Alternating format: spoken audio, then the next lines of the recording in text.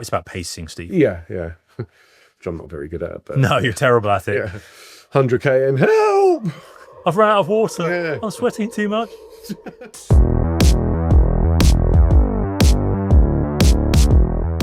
Hi, welcome to Going Along with Cycling Weekly, the cycling podcast about all things ultra, bikepacking and adventure riding. My name's Steve Shrubsall and today I am with Mr. Daniel Baines. Hello, Daniel. How are you? Hello, Steve. I'm very well, thank you. Good man. And back to join us for more ultra cycling legend. Are you a legend? I reckon you're a legend. You're a legend to me. And you're Strava local legend, maybe. well, Maybe not even that anyway. well, I'm a Strava local legend as well. Anyway, Mr. Ian Toe, how's it going, Ian? All right, thanks. Nice to see you guys. Yeah, nice to see you, mate. Dan, been up to anything of late, mate? Have you put your bike away for the winter, or is No. it still out? It's still out. The weather's still good, so I got out a couple of times over the weekend. Enjoyed that. Still shorts and short sleeves, which is nice. So yeah, still riding. I won't be putting it away. Well, here in the UK, it is amazingly clement for this time of the year. It's sort of 15, 16 degrees with reasonable sun as well, a decent amount of sunshine. So Very nice over weekend. Yeah. yeah, Climate change, I think.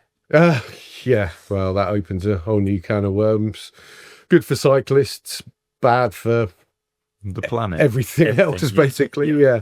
So I think there's no doubt about it. The summers are getting longer, or the autumn. I think the winters are getting drier. I think last year was the driest winter. Really? Yeah. All right. Okay.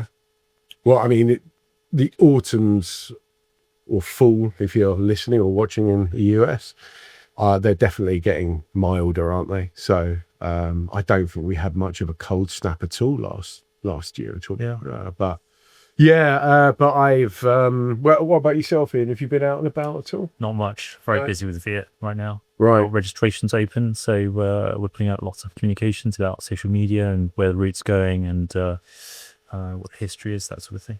So via that, your 4,000 kilometer. Ultra racing next July, our third edition. Yes. Yeah. 4,000 kilometers crossing Scandinavia. Okay. More on that later. We will talk about that a lot, yeah. So yeah, because today's episode is actually it's a preview of next year's event, so you can maybe pinpoint an A and a B or even a C race. Get next year planned. So I haven't been out on the bike. Actually, I've been in on the bike. So got my new pain cave up. Pain caving. So I found a shed on eBay basically for free. Yeah. And when I say shed, I actually mean sort of barn. And he was giving it away for free. Well, more or less. I think it cost me about £100 because, it would have cost him the same amount to get it shipped out. So I rented a Luton van, dismantled it, which took 2 days in his back garden, and brought it all out into the Luton van, took it back to my place. I built a base, which took a long time, cost a bit of money as well. So this wasn't a completely free project. And rebuilt it in my garden. So I have now got a huge outbuilding, specifically for me to wreck myself in this winter, and that has started already. If you're watching on YouTube, go to our shorts and you'll find my Zwift segment of the week there, and see if you can beat me. Basically, I'm running through all the different segments on Zwift, getting some top end fitness back after a year of dawdling around. And I've just done one. I did a short sprint in the Tempest Fugit course. Even though it was only 40 seconds long, I was absolutely gagging at the end of it. And there are, multiple different lengths of course, segments, which can be undertaken. Have you ever sort of targeted any KOMs on Zwift at all? I know you do outdoors. Not on Zwift. I think it's more a case of, I know what my times are for certain sections, and I'll just use it as a gauge of where my fitness is really. All right, so you are actually timing yourself over Yeah. various parts of the course, Yeah. each course. Yeah. Right. I think it's been a number of years since I did Zwift, but That's about I to think, change. I think that needs to change because I think someone needs to give you a good kicking. You can try. Virtual kicking, that is. You can try. I Well, think. maybe physical too. No, I think. Well, my power is slowly coming back up. So I may have mentioned it before, but I got a nice juicy power output of over 400 watts for 20 minutes last winter, which was a goal of mine. We've just been discussing goals actually at lunch, and I was talking about 1,000 watts for a minute. How doable do you reckon that is? I think you should try. I mean, I've It'd just be fun done. to see how far you get. I mean, Yeah. my best was 25 seconds, 1,000 watts. I think I did 26 once, but yeah. Or was it 27? No, I definitely. It might have been 30 then. 31. No, all right, okay, this could go on forever and ever. Actually, I've already done 1,000 watts for a minute. Yeah, of course he has to. Yeah. But I think me and Ian, because Ian, you say you've not been doing much sort of, formal training, but you're dropping some pretty big power numbers at the moment outside. You're doing 400 watt intervals, and Yeah, I started training about 3 weeks ago, and I couldn't actually do 400 watts for more than 3 minutes, but I was pushing it every week. Once a week I'd do an interval session, and within 3 sessions, the duration of 2 weeks, I was doing almost 13 minutes, 400 watts. So pretty handy. At your weight, which is probably begins with an 8, hopefully a 7, right. maybe high 7s, 70 something. Okay, so we're looking at about 5 watts per kilo. Something like Yeah. Well, when I was even doing 420 watts for that, I wasn't even breaching. that was 1 watt per kilo. 2 watts per kilo. Basically, all I had to do was stand on the pedals like warm. So I was like, yeah, I didn't really have any power. I just had weight. But yeah, me and Ian, head to head, YouTube live, 10-mile time trial. It's on. Okay. Not sure when yet. Watch this space. Dan, do you want to join us? Well, why not? Love to. Because you get beaten. Yeah, we'll see about that, Steve. No, Dan has got See about that. Fighting talk. Dan's got a lot of power. Well, he used to. I used to. Before Thanks. Before I had COVID. Before you were Yeah, pushing 50. Hang on a minute. We've got a while to go yet. Yeah, no, but that could be something good to train for, just to, rediscover that top end power. I think it's good. Like, we're all talking about, top end power and speed. Like, I've not done that over the summer at all. No. It's all about how far you can ride. And like, I used to be quicker than I am now. It's like be a bit of a challenge to see whether I can get back there. I think I probably can. But it's nice to just sort of have a bit of, different goal. I think that's the nice thing about ultra riding is during the summer, you can, I'll use the word again, revel in those beautiful long summer days in glorious countryside where you don't really have to be smashing yourself. You're just cruising along, I think that's the beauty of ultra events is that you don't have to smash yourself. No. It's not like doing interval sessions. You shouldn't be doing high intensity all the time. No. You can just enjoy the scenery, the landscapes that you ride through, enjoy the good weather, and you don't have to bury yourself and Exactly. That's why numbers. That's why I like Enjoy the ride.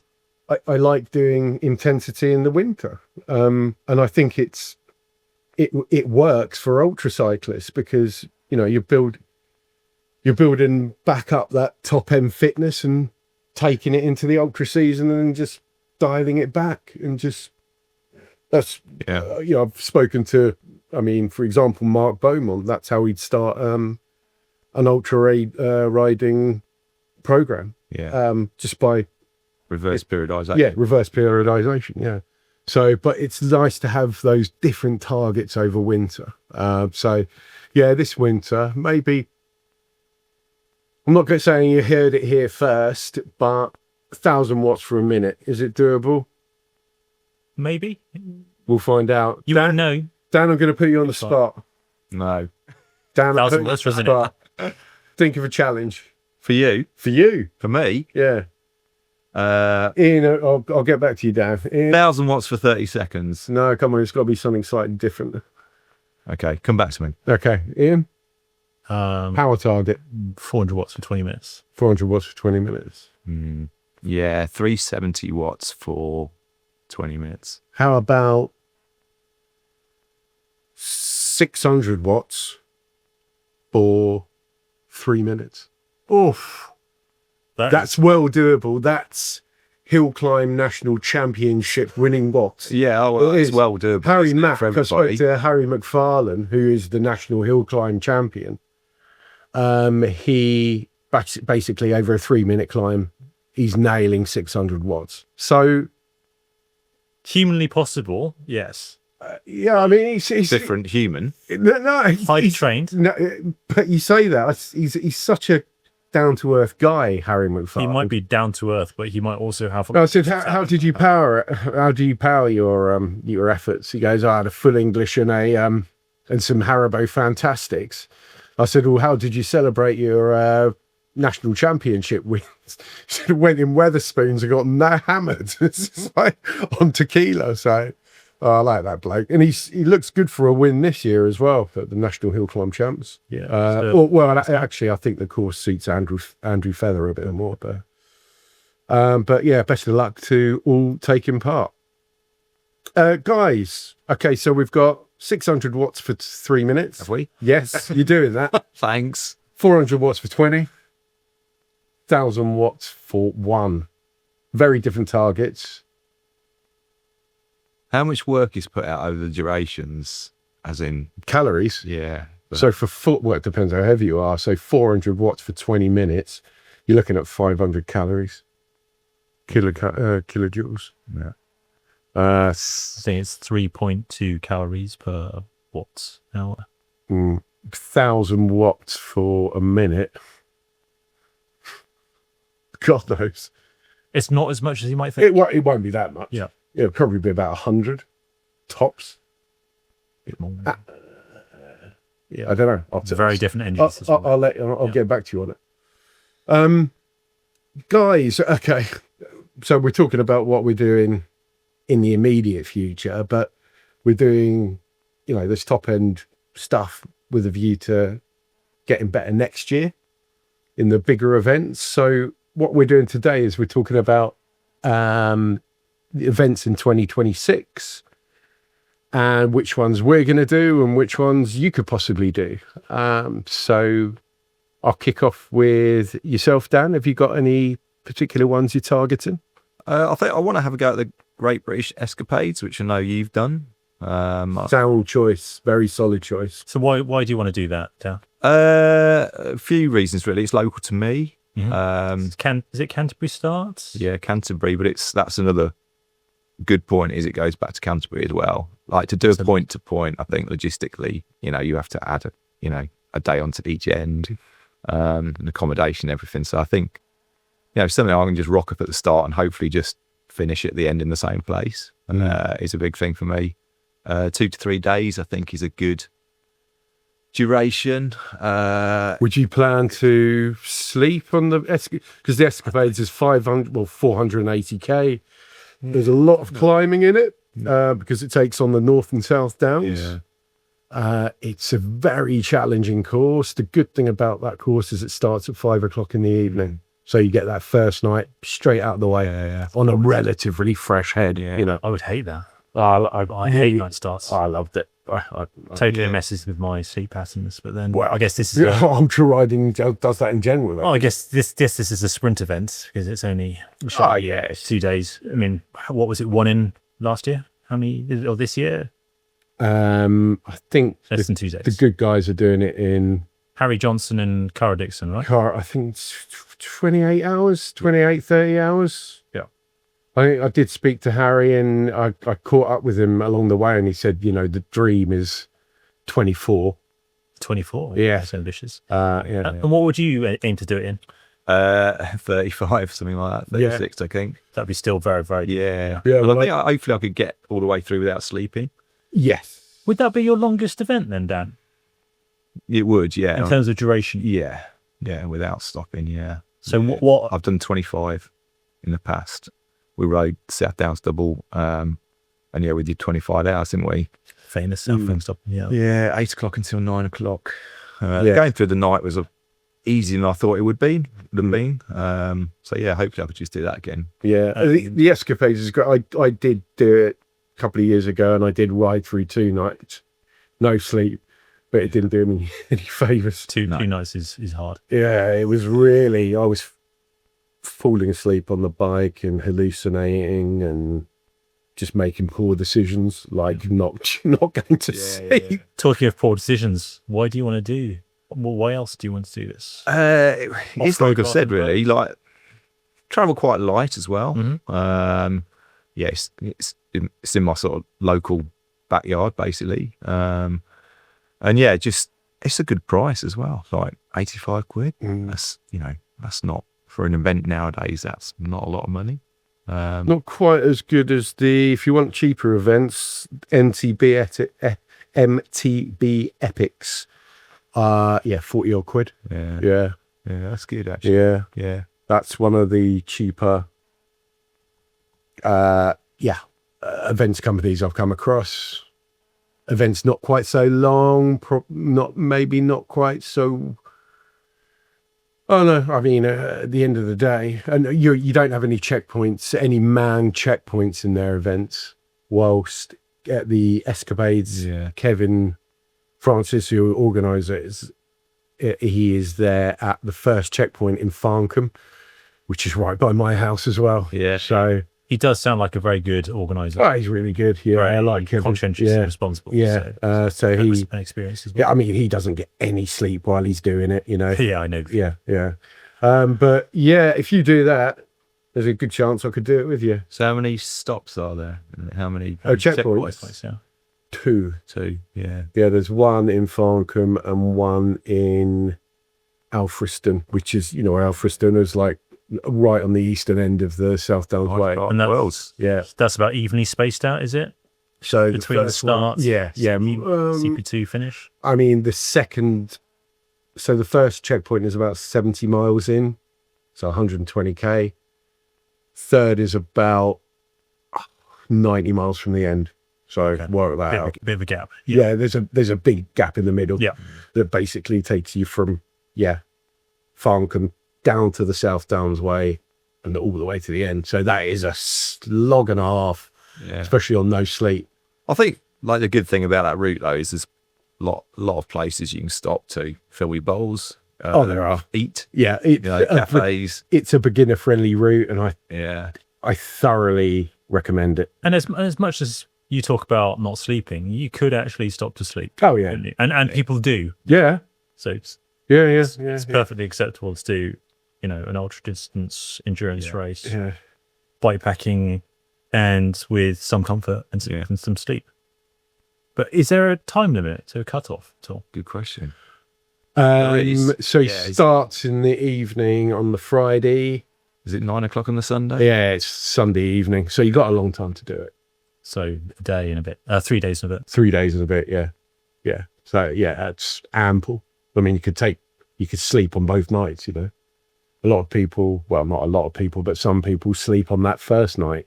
Yeah, I guess it's your ambition. If you've got time in mind, that's probably a better way to think about it rather than the placing or even going for the win.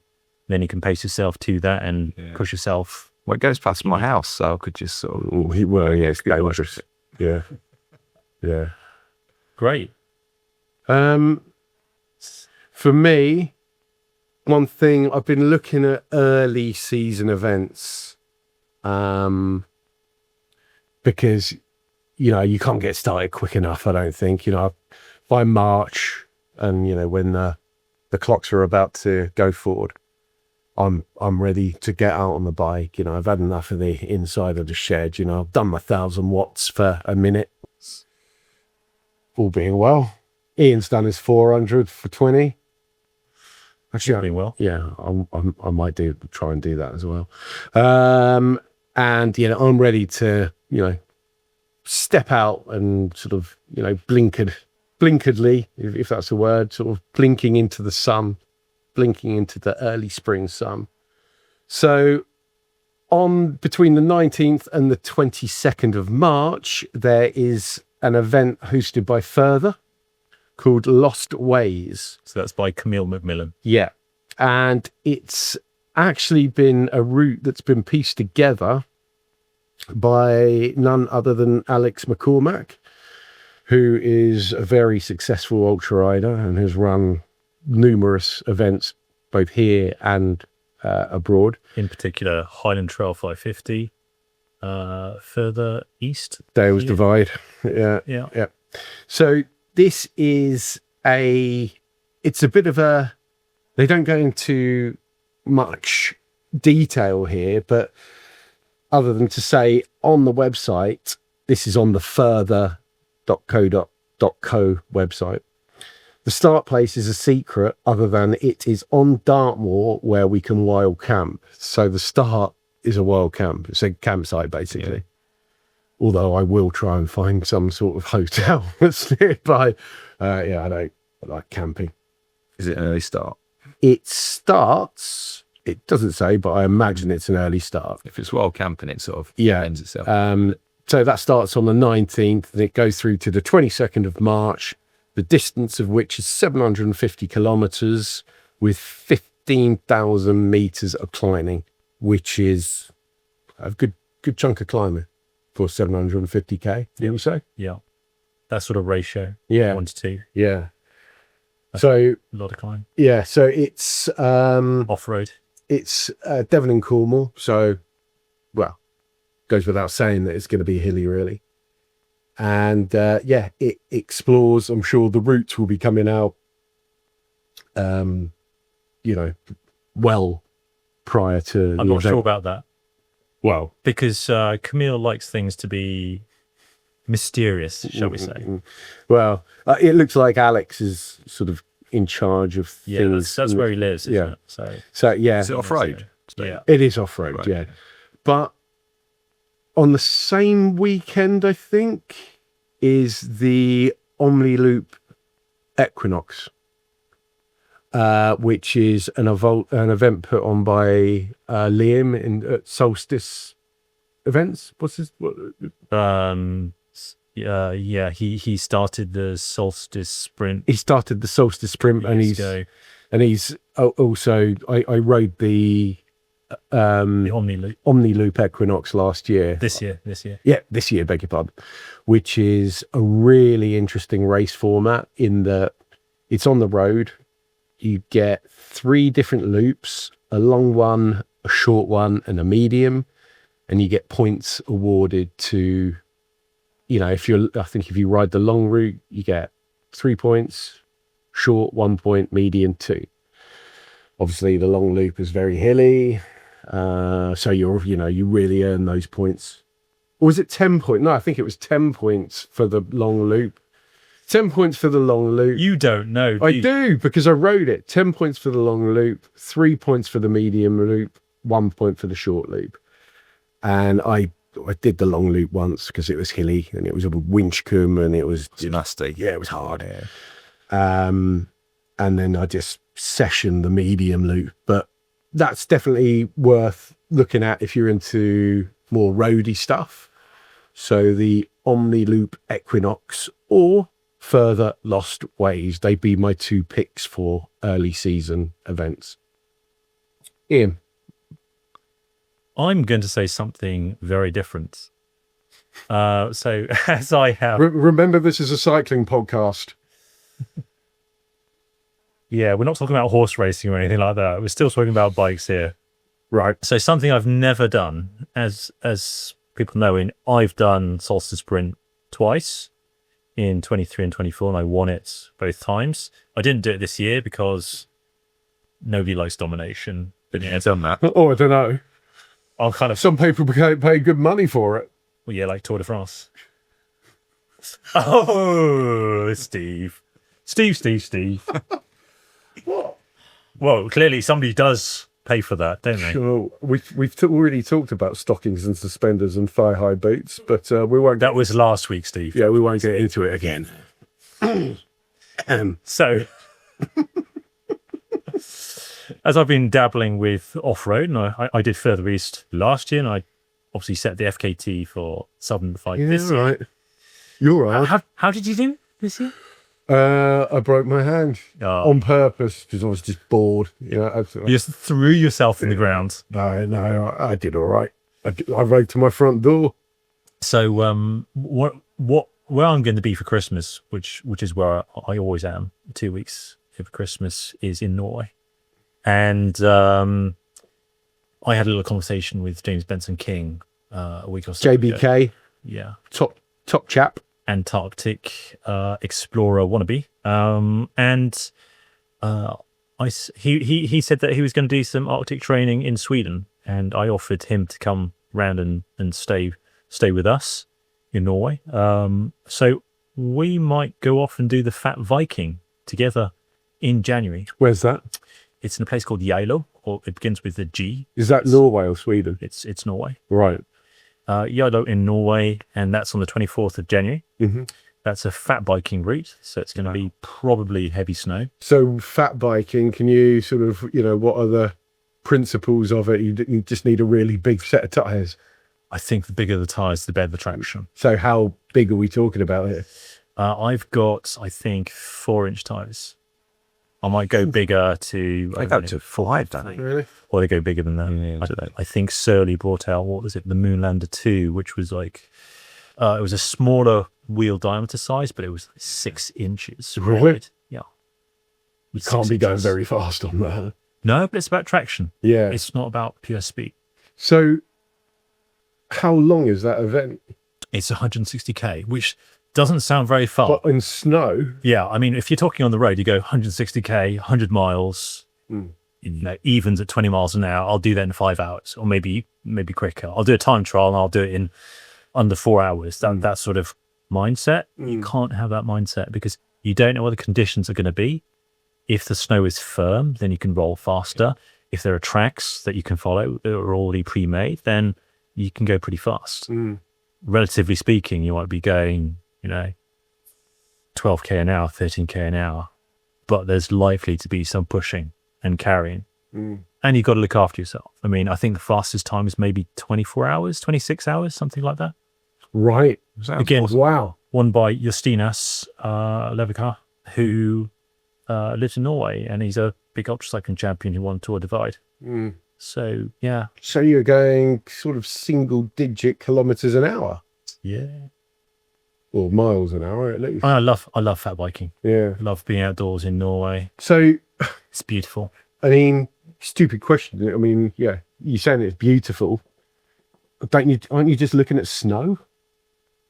Of course not. Well, Landscapes, yeah, I mean, mountains. I mean, are they completely visible, or is it all under a blanket? I of snow? mean, it will be. Yeah, it's like a pure white landscape sometimes. Depends how much it's been snowing. I mean, last year we had 1 meter of snow in 24 hours. Wow. So yeah, it can be pretty heavy. But that's part of the fun. It's a bit different. Yeah. I was thinking about doing it in a couple of years' time, but I think my stay in Norway this year into the new year might be a bit longer. And James wants to do some training, so we've talked about going down there together. So adventure shared. If you can get together with your mates, Amazing, yeah. you share the costs, also share the experience. So how much? Do you know how much that costs? I think it's something in the region of 2,700 krona, which is about £170. It's not terrible, is it? If you, well, 24 hours, but then obviously you got. Well, if you're the fastest, it might take you Is there, 2 days. Are there any sort of aid stations? Have they got seal pups manning some? I'm not sure. I mean, we were just talking about a week ago, so we need to look into it more. But sounds really interesting. it's probably about 4 hours drive from where my partner Ingeborg's family live. So it's not such a stretch to get down there. So what would be the sort of core skills needed to go fast in such a race? Get your tire pressure right. Traction. I think it's about traction. No, I mean, but it's not much of a cardiovascular thing. Oh, it is. Is it? Oh, it is. Is it more? I would have thought more of a strength thing than a cardiovascular. Not necessarily. Not necessarily. You just need to use lower gears. Yeah. There are skills involved. There's confidence in your bike. it's knowing the snow, picking your line. Ventilation is a thing. I think I've talked about this I can imagine. before, because you're going so slowly. Yeah. And I put a power meter on all my bikes. So I've had a power meter on my fat bike, and the kind of heat that you generate, you get hot really quickly. And so you need to be able to unzip, ventilate, let some of the heat off your body and cool down, because it's slow going, it's a lot of fun, and therefore you could end up very, very sweaty. Yeah. You sweat a lot, don't you, Steve? Maybe 2.9 litres an hour, FYI. there you go. So that's what I'm thinking about. Sounds really interesting. Sounds very interesting. I'd be really, I'm going to say it again, interested to hear about how that goes. And we might film each other. Film part of that. With GoPros, that sort of thing. Yeah. So what sort of training would you do for that then? Because, you're used to riding for days and days, aren't you? Yeah. So if it's going to be, 24, 30 hours, is a lot of it kind of comes down to bike handling or just being there and getting used to it? I think you're probably right there, that I don't think the fitness training is any different. I think the handling it will be different. Yeah. And if I went from a road bike, just riding a road bike or riding a turbo trainer straight onto a fat bike, I think I'd be a bit lost. It would just feel really weird. Especially if you start hitting ice and you need to be prepared for that. It's not just no conditions. Studs or anything like that? I do use studs. Right, yeah. Those studded tyres are amazing. Yeah. I know. If I spoke to James, he said he uses them, and we actually interviewed him about his record attempt, which is going to take place at the end of next year. Next year, November, I think. So he said, he's going to make, his bike is going to have to be. That's riding to the North Pole. No, South Pole. South. Yeah. It's gonna, Antarctica. but we'll definitely have him on before he does that, hopefully. Yeah. Right, cool. Any more from you, Dan, or is it? No, I'd like to go back and do something like,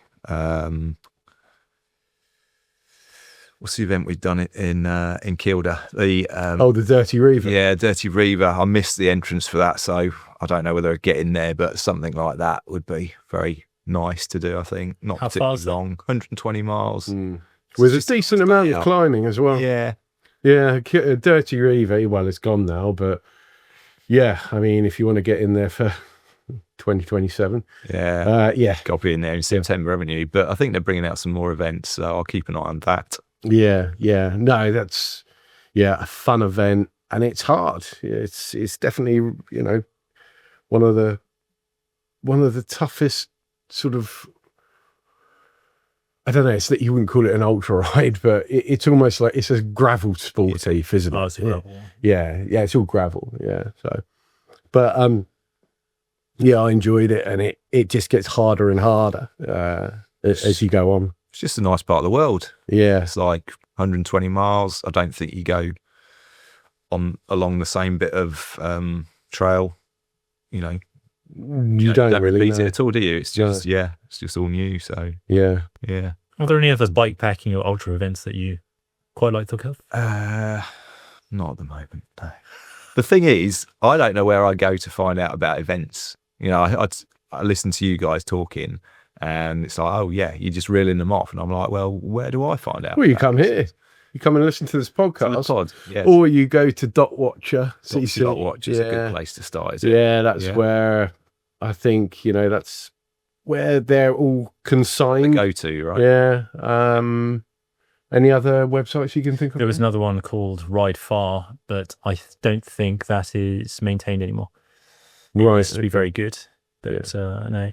But if you go on Instagram and you can just search for an ultra race or ultra event, all the bike packing, all these things, they're out there. So it's quite easy to find. And you'll find some smaller ones which you may like. But dotwatchers.cc has most of them. Good one to remember. Yeah. Okay. And what about finding a good beginner event? What makes a good beginner event? Well, I think, like you say, if they're fairly near, if they're near to your house, so you don't have to travel too far. Yeah. If they're a loop, that makes life easier already. And if they're not straying too far out of sort of uncharted, civilization. civilization, uncharted territory. So Yeah, I, you know, if I was starting all over again, I'd look for something short, which seemed a bit long for me. Like it would challenge me to do a distance I've never done before, and I would have to think, can I do that? That would be a good event to push my own limits. I would also do something in the country of where I live, and obviously you have things that we take for granted, like language, like knowing what shop times, opening hours are, where the petrol stations are, what kind of food you can get in a village or a town, like fish and chips, fast food, your supermarkets. We have all that knowledge in our heads. You wouldn't necessarily have that in a foreign country. So I'd go local, small, short, and I would also go for a decent time of the year.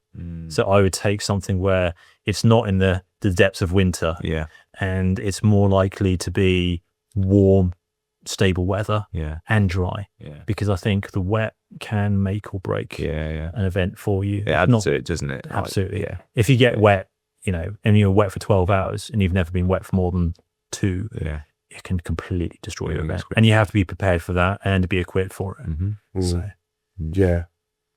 I think it doesn't matter where you are. That's just gonna.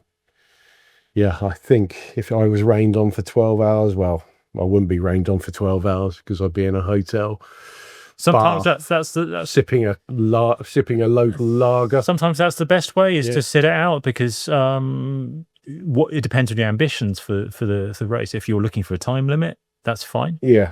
If you're looking just to complete, then you're more likely to complete if you're happy about it with yourself, you're happy with the ride, if you're healthy. So if you're not suffering from a completely damp backside for 12 hours and you're getting saddle sores and you're getting trench foot, sometimes it's better to sit it out. Because as good as some waterproofs are, you need to be aware that water will get in somewhere, and you will get damp or not sweaty. And so, like you say, if your chamois leather goes, then your body invariably goes with it. You would know. I would. So would you.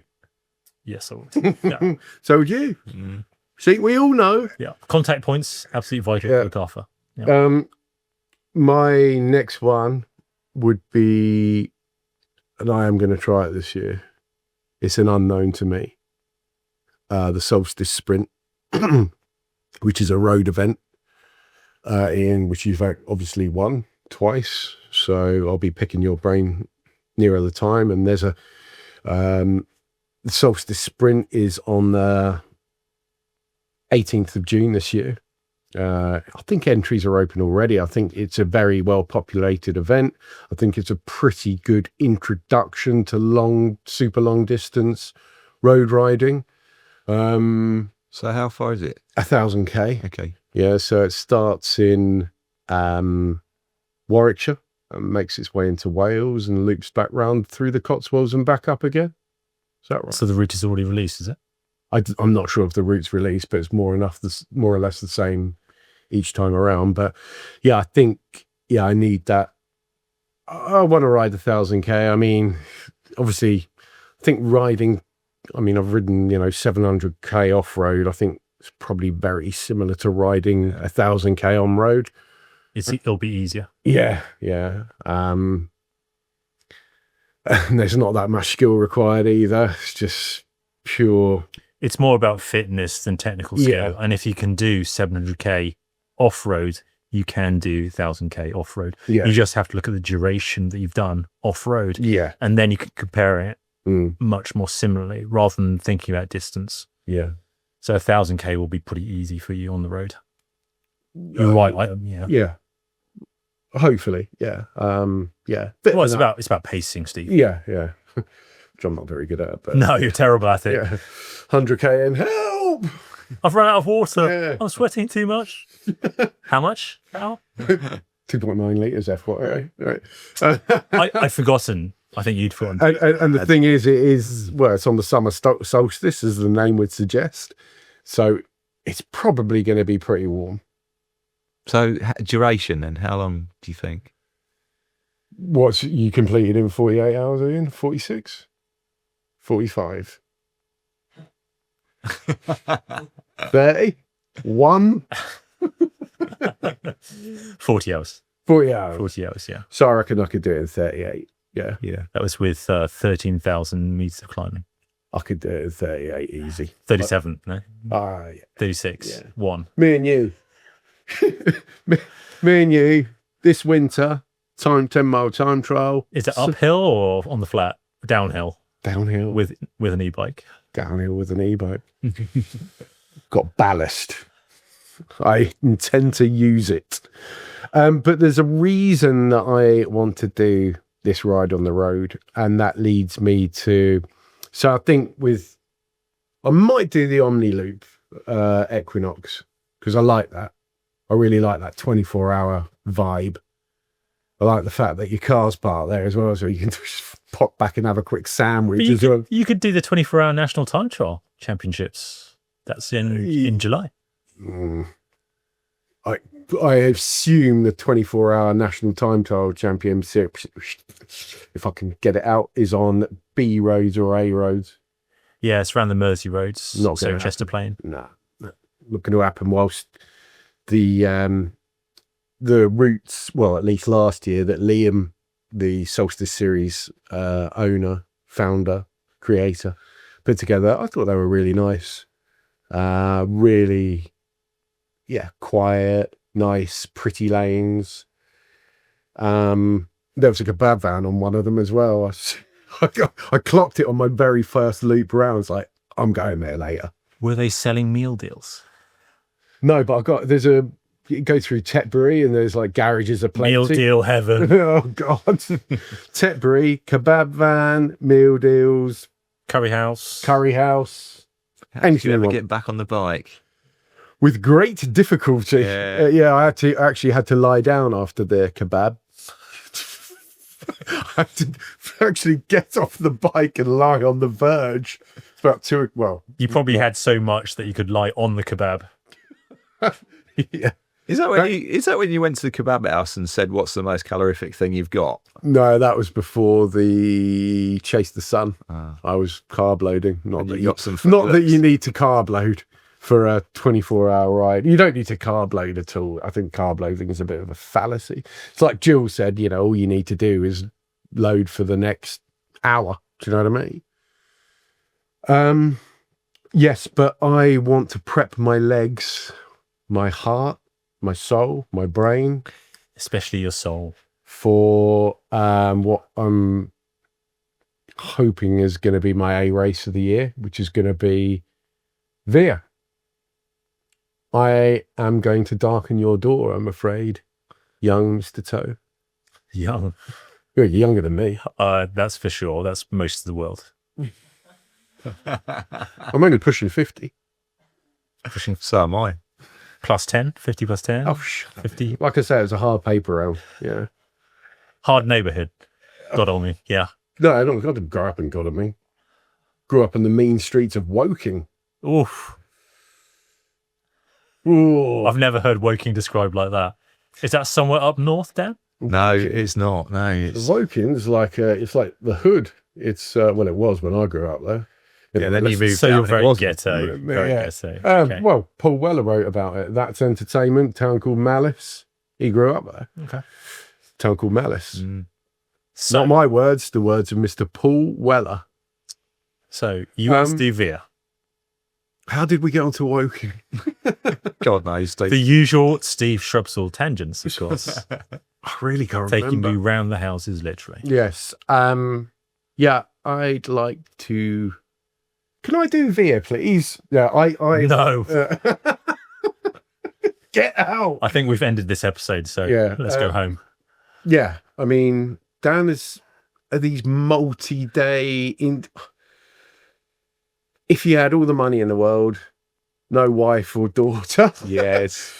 would this sort of thing be on your radar? No. And it's not the money. I think it is just the time, isn't it? Really. If you had all the time in the world, if you had holiday and you wanted to indulge in a hobby, Maybe. Yeah. There are some. Yeah, I like the look of. yeah, Certainly. What's your impression of Via? I mean, you follow it on Instagram? Yes. Yeah? Cool. Yeah. It looks well organised. It looks like a community. Yeah. What kind of community feeling do you get from it? A close one, supportive. Obviously, there's a lot of people that are not doing it to win, I believe. This isn't scripted, by the way. And so, yeah, just very supportive. I'm sure it's very competitive at the pointy end. Very. Yeah. Yeah. Amazing. I followed it this year, and I've got to say, in awe of everyone. The top end stuff was, the people at the pointy end. I mean, it equated to, after 4,000 kilometers of riding, I guess it's the ultra distance equivalent of a sprint finish. I mean, how far was it between the top two? With less than 100k to go, that's when first place swapped hands again. Right. And it had swapped hands 2,000 kilometers before that between the same two guys. Yeah. Between third and fourth was 6 minutes. Right. Between 12th and 13th was 2 minutes. It was literally a sprint over the biggest hill in the Netherlands there. Which was not 69 meters in the Amerongse Berg. Yeah. And that was only a few kilometers from the finish. So they were literally sprinting to finish over 4,000 kilometers, 2 minute gap. Yeah. So yes, you're right. The competition is fierce, but the community is very strong. Well, I mean, very friendly. I'd obviously be going there to race at the pointy end and leave everyone else in my wake. No, I mean, I'd be going there for the experience, because I think it would be an unforgettable experience, particularly where it's running in 26, which is from the finishing point this year in the Netherlands. The Netherlands up through Scandinavia and into the fjord region of Norway. Yes. So West Cape. So when you think about doing 4,000 kilometers, what are the questions in your mind? How? Why? How? Well, the why is easy, because you're riding a bike. Yeah. And you'll enjoy it. Yeah. And you'll enjoy the scenery. All the reasons why you usually ride a bike, you're just riding further, traveling to places you've never been before, to breathtakingly beautiful places. And you're doing it with a whole bunch of other people who are going on exactly the same adventure, that will trade stories with you, that will say hello to you, that will stop and socialize and say, how are you doing? That if it is raining, maybe you'll take shelter. But what if I'm a miserable git and I don't want anyone to speak to me? Then be a miserable git and don't talk to anybody. Cool. Sold to that man in this chair. No. And you asked how? Yeah. Left foot, right foot. Left foot, right foot. Repeat. Pressure on pedals. Yes. Right. Okay. I get Move that. Forwards. Very simply. So this year, can you sorry, for next year, you change the route every year. Yes. So the first year was Spain, arced round to Italy. This year was southern Italy all the way up to, well, in a very roundabout way, up to Holland. You actually touched the north coast and came back down, I believe. Just a little bit. Yeah. And then next year it starts in the same place it ended this year. Yes. And at the Café de Prolog. Yeah. Yeah. And it crosses the Netherlands into Germany. It crosses along the North German plain to a mountain called Brocken.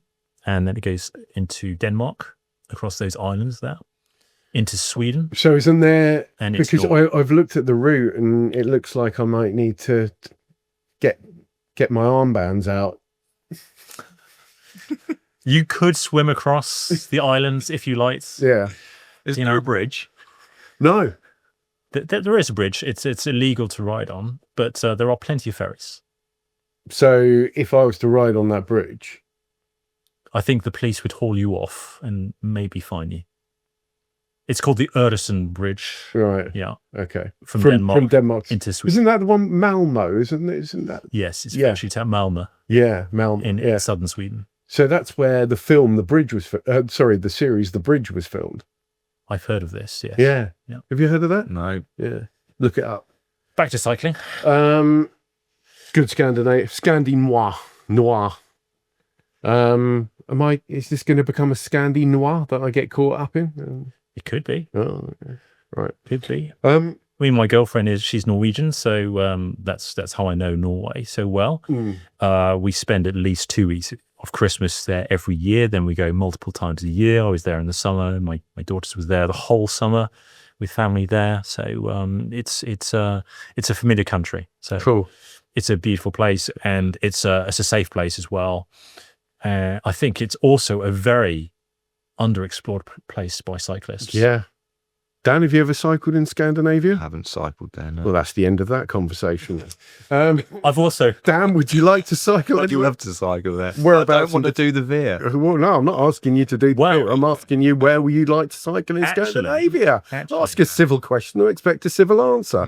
that we have two different options. This year, we don't just have the race. Yeah. The race is 4,000 kilometers long. We also have what we call the adventure. Now, what I did want to ask you actually before we go into the adventure was, have the gates, the checkpoints that you use, have The they? mandatory locations. Yeah, the mandatory locations that you have to pass Yeah. through, have they already been established? Yes. Right. Okay. And whereabouts are they? Well, they one is in Germany. Yeah. We have one in the very south of Norway, and then we have them scattered around Norway, taking everybody to the most beautiful and the most famous places. Right. So it's places like Trollstigen, Mm. or the Troll Ladder, Yeah. and Which is Geiranger. which is currently on the Zwift climbing As you portal. said, yeah, that's quite a coincidence. Yeah. Yeah. it is. And then Geiranger. Yeah. Geiranger is the most famous fjord where all the tourists go, Yeah. and the cruise ships deliver hundreds of. So how many gates are there in next year's Veer? For the race, there are 16. For the adventure, there are 10. Right. Okay. So the adventure seems like quite a sort of staggered way to sort of make your way up into, if you're a little bit, 4,000 kilometers, it might seem a little bit overwhelming, but there is now a step down. So 2,500 kilometers. Or not such a big step up. Okay. I mean, yes, 2,500 kilometers, or just under 2,500 kilometers, with about 22,000 meters of climbing, whereas the race has 40,000 or more. The adventure is for people with less time. It's not just people who don't necessarily have the confidence to do 4,000, but maybe they've only done 1,000 or 800. But doing a 2,500 kilometer event means that they only need to do about 160 kilometers a day. And if I said that to you, and you've got 15 and a half days to do it, A lot and more manageable. yeah, Yeah. it seems doable, right? Yeah. So that does also equate to under 2,000 meters a day. It's like a tour. It is more of a tour. And So it's- what?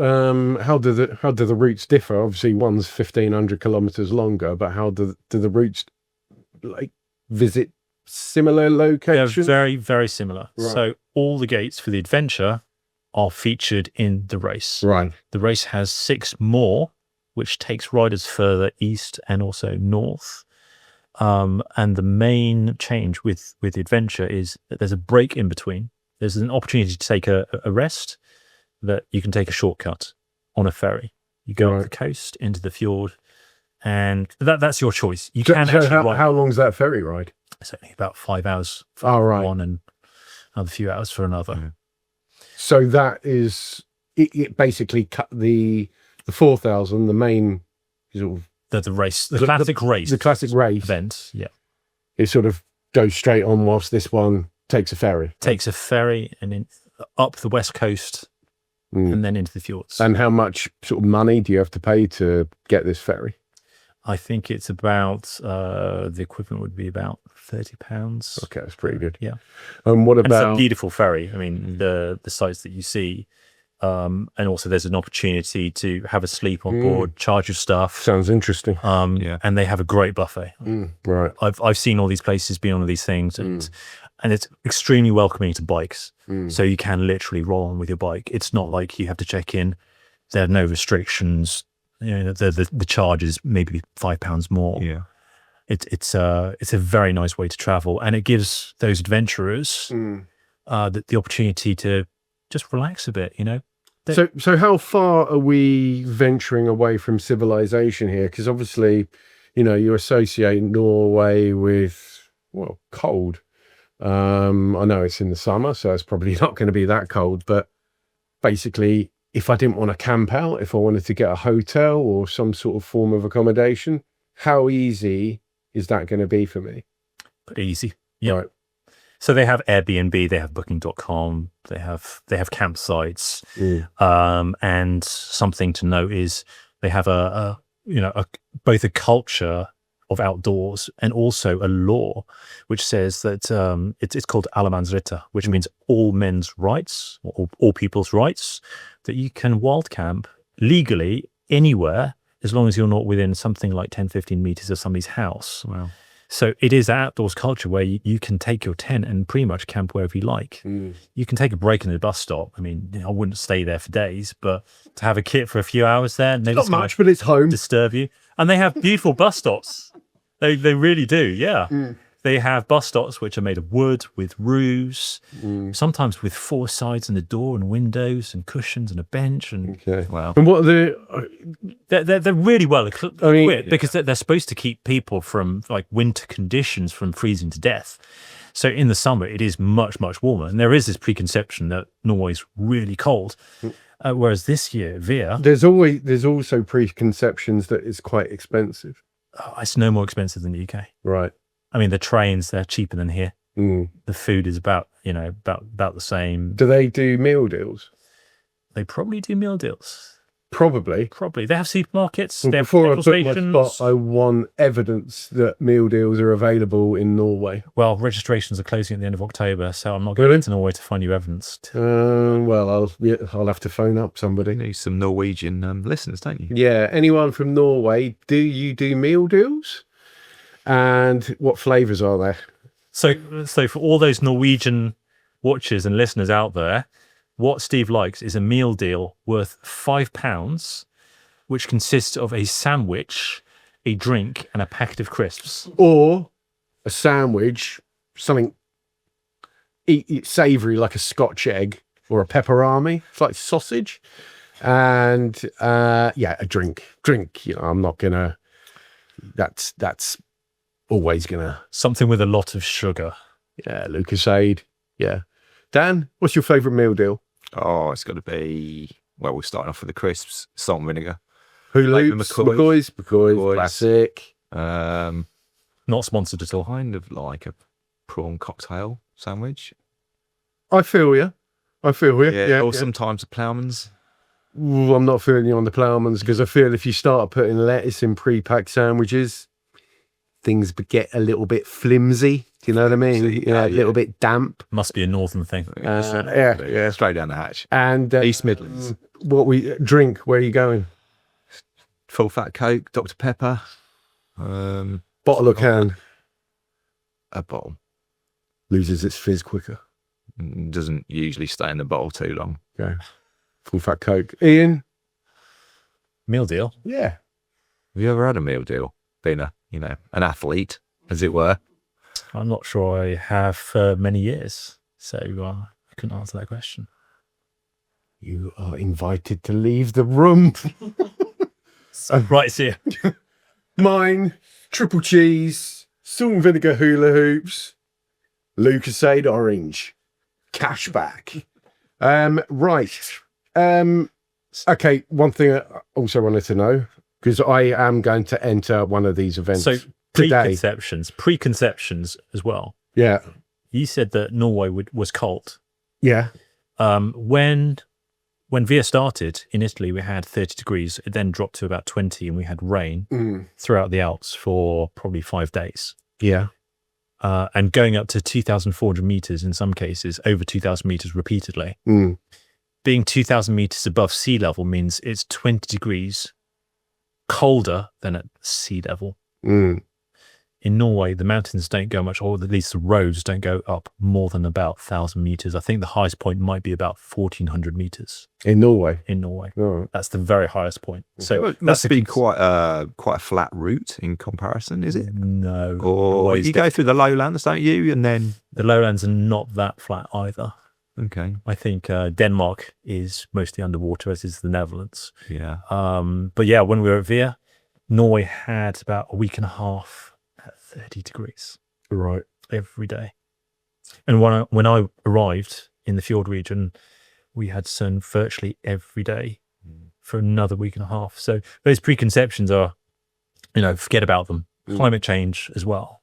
We don't know what the weather's going to be like. And when does it take place? July 24th is the start date. So Is that the long same- days. You got some long days there. Very, very long days. Lovely. Not quite the midnight sun, Yeah. because you're not in the Arctic Circle where you get the 24-hour light. Yeah. But it's not going to be very dark and not for very long. Mm. Maybe Right. you get some darkness for 3 hours. So you don't need to go heavy duty lights. I would recommend people take the right wet weather gear and cold weather gear and a sleeping bag. And we may make it mandatory kits, because in the mountains, weather can change. And one of our pieces of mandatory kit this year was one of those reflective blankets. Everybody had to carry one. And they were Do you check mandatory kit? Yes, we do. We checked it at the start. Note to you, Steve. A lot of riders. Where you get a lot of events that say, right, this is the mandatory kit, and They don't check it. Yeah. thank But God. we take it seriously. And Someone be thank right God, on anything. I will be checking yours, Steve. But a lot of people were using Got the one tyre lever. no tube, no pump. I did the Trans-Snowdonia with one tyre lever. Yeah. But I had a support crew. Yeah. Okay, I am officially interested. If I'm honest, it's got to be the adventure for me. I haven't got the time to do 4,000 kilometers. I've got a family who would probably, Disown you. yeah. So Forget about you. being a family man, I'd have to opt for something a little bit shorter. But I'm going to be doing the adventure route. I think we should take comments on whether Steve should do 4,000 kilometers. I can't. Or 2,500. Yeah, I can't. Says he can't. He Let just my, needs to ride fast. let my missus and kids write something down there as well, because This is the first they've heard. yeah. So with the adventure, it starts on the same date as the Same start date, Yeah. location, same finish location, same finish date. yeah. In fact, there is no time limit, and we will be at the finish way beyond the official party. It's not a finishers party, it's a party for everybody. So if you don't quite make it and you take some more shortcuts, that's all right. You just come to Okay. finish. Last question, because the finish is in West Cape or Vestkap.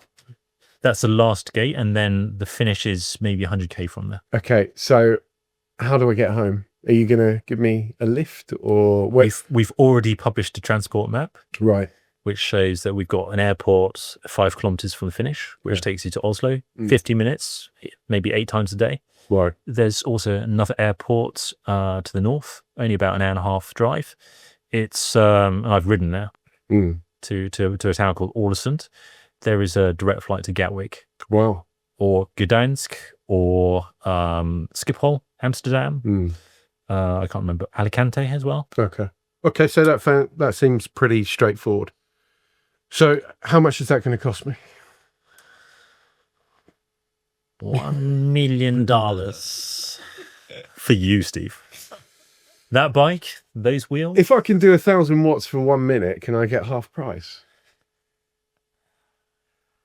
If you don't do 1,000 watts per minute, you Yeah. can pay double. Yeah, Alan. You heard it here What, first. why am I doing this? Okay. Yeah, but what is the price for the The price for the race is £400 for solo riders. Yeah. It's 370 for a pair, so Okay. 370 times 2 Yeah. per person, and then for the adventure it's £300 per person. Okay. Right. And with that, you get The world, Steve, Yeah. the world. yeah.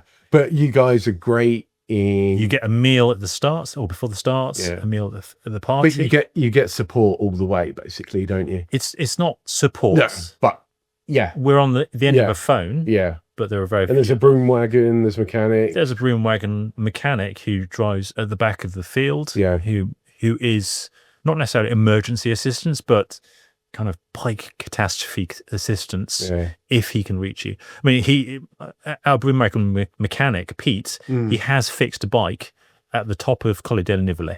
All right. we have a photo of him with his bike stand out with beautiful scenery. He's wearing his apron as well. Okay. Not just his apron. That's worth the entry fee alone. Yeah. Right. All right. There's also media, so they're photographs. We also do videos to record the very extraordinary stories of very ordinary people. Well, I am going to podcast it this year, like live podcasts. So, yeah, really looking forward to next year. Sorry, really looking forward to it. You know, it's going to be one of the hopefully one of the best things I've done. All the long rides I've done, I've loved them. I look back fondly, but now I'm doing something in a place I've never been before. Yeah, I'm really looking forward to it, and it's sort of it's a great target for next year for me. There aren't any races which cross Scandinavia. Yeah, There aren't any races which go from the apart Netherlands from the Viking one that you're doing. That's 160k. Wow. That doesn't cross Scandinavia. Anyway, You will love it, Steve. okay, I hope so. I'm sure I will. I'm sure. And the community is actually even more enjoyable than just the route and the adventure that you'll have. Yeah. Do I have your word? No, it looks amazing. Yeah, you do. Follow the dash Race on Instagram as well for some, and website. for some insight into what it's going to be about. Anyway, thanks for watching, listening, etc. And we'll see you again next week. Thank you. Cheers.